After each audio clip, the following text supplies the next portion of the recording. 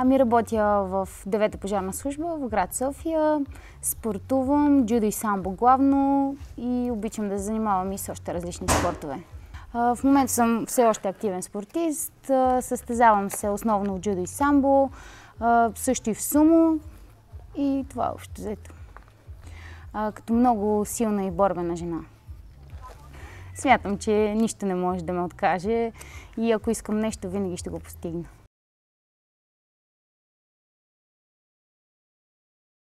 Хората. Обожавам хората.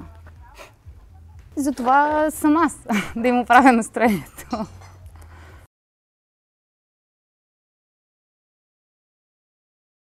За мен абсолютно всеки човек си е строго индивидуален. Било то възможности, темперамент, характер и абсолютно всичко. Имам един много интересен девиз, че аз съм си аз въпреки конкуренцията. Още от малка го повтарям. Принципите ми са, дори да съм жена, думата ми е мъжка и не се дели на две. Ами, успявам с голяма къща, голямо семейство. Общо взето да не се притеснявам за абсолютно нищо. Хареса ми изцяло обстановката, състезателните игри, компанията на всички участници и емоцията като цяло. Вярвам, че имам достатъчно качества и възможности, колкото всеки един участник, за да стана шампионка и да спечеля битката.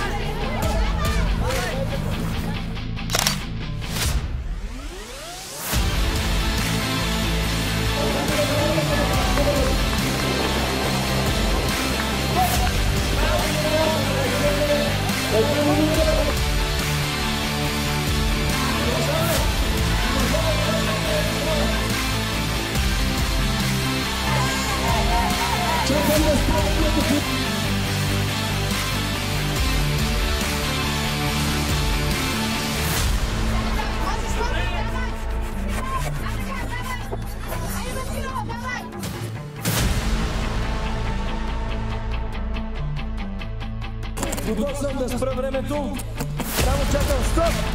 1:03:22.